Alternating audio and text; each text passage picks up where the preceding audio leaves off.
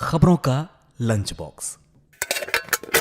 नमस्कार, आदाब, सत श्री अकाल। मैं हूं आपके साथ अभिषेक गुप्ता और आप सुन रहे हैं खबरों का लंच बॉक्स। बीमा कंपनियों पर लगा कितने हजार करोड़ की टैक्स चोरी का आरोप। त्योहारी सीजन में किस बैंक ने बढ़ाई एफडी की ब्याज दर। कौन सी एयरलाइन दे रही शानदार ऑफर, बताएंगे आपको। और इसके अलावा भी होंगी बिजनेस और पर्सनल फाइनेंस से जुड़ी कई और बड़ी खबरें। तो चलिए खोलते हैं खबरों का लंच बॉक्स। तो लंच बॉक्स के पहले डिब्बे में है बीमा कंपनियों पर लगे टैक्स चोरी के आरोप से जुड़ी खबर। इनकम टैक्स विभाग ने बीमा कंपनियों की लगभग 30,000 करोड़ रुपए की कर चोरी पकड़ी है। गड़बड़ी की भनक लगने के बाद से ही आईटी विभाग इन कंपनियों पर पैनी नजर बनाए हुए था, जिसके बाद से ही बीमा कंपनियां जांच के दायरे में थीं। यह जांच देश की बड़ी बीमा कंपनियों और कई बीमा कारोबार के लिए की गई है। इनकम टैक्स विभाग से मिली जानकारी के मुताबिक बीमा कंपनियों और उनके इंटरमीडिएरीज ने आय को दबाकर और फर्जी व्यय दिखाकर 1 जुलाई 2017 से यानी जीएसटी की शुरुआत के बाद से ही कथित तौर पर लगभग 30,000 करोड़ रुपए की आयकर चोरी की है। अगर आप निवेश के लिए एफडी करते हैं तो फिर ये खबर आपके लिए है। दुर्गा पूजा और दिवाली से पहले इस त्योहारी सीजन में बैंक ऑफ महाराष्ट्र ने अपने ग्राहक को बड़ा तोहफा दिया है। बैंक ने फिक्स डिपॉजिट पर ब्याज दरों में 1.25% तक की बढ़ोतरी करने का फैसला किया है। नई दरें 12 अक्टूबर से ही प्रभावी हो गई हैं। कहा जा रहा है कि इससे बैंक ऑफ महाराष्ट्र के लाखों कस्टमर्स को फायदा होगा। ये फायदा सामान्य नागरिकों के साथ साथ सीनियर सिटीजन को भी मिलेगा। खोलते हैं लंच बॉक्स का अगला डिब्बा। आईटी सेक्टर रोजगार देने के मामले में सबसे प्रोमिनेंट सेक्टर्स में से एक गिना जाता है। हालांकि अभी आईटी सेक्टर के हालात कुछ ठीक नहीं चल रहे। बीते 6 महीने के दौरान 3 बड़ी आईटी कंपनियों ने हजारों लोगों को नौकरी से निकाला है।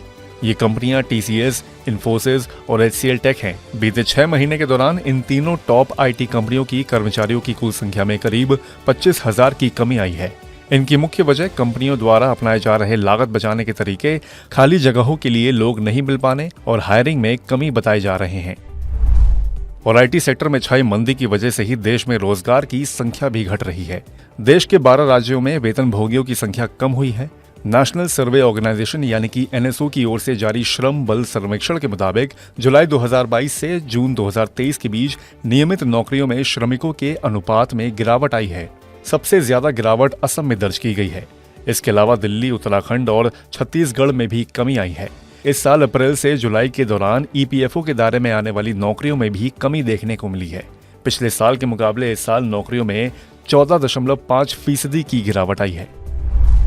अब अगली जो खबर है वो थोड़ी सी राहत लाती है। सरकार की ओर से सितंबर महीने के लिए खुदरा महंगाई दर का डेटा आ गया है।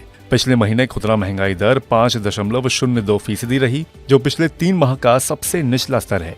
अगस्त महीने में यह 6.83% थी और जुलाई में 7.44% थी। आंकड़ों के अनुसार रिटेल महंगाई आरबीआई के टॉलरेंस बैंड के अपर लिमिट से नीचे आ गई है।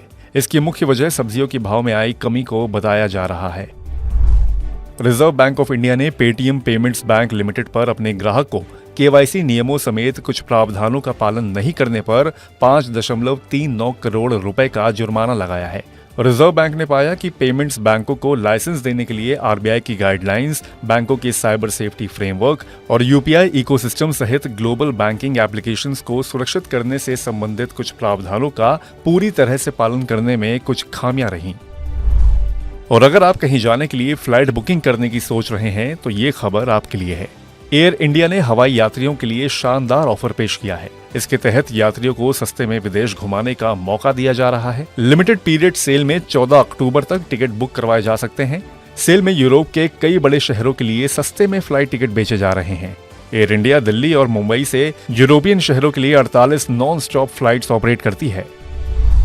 तो इसी के साथ बंद करते हैं खबरों के लंच बॉक्स को। उम्मीद है कि इसमें पेश की गई खबरें आपको पसंद आई होंगी। अगर ऐसा है तो हमें कमेंट करके जरूर बताएं। बाकी बिजनेस और पर्सनल फाइनेंस से जुड़ी खबरों के लिए सुनते रहिए रेडियो मनी 9 और डाउनलोड कर लीजिए हमारे मनी 9 ऐप को। हमेशा की तरह मैं हूं आपके साथ अभिषेक गुप्ता। अभी लेता हूं विदा। धन्यवाद। खबरों का लंच बॉक्स।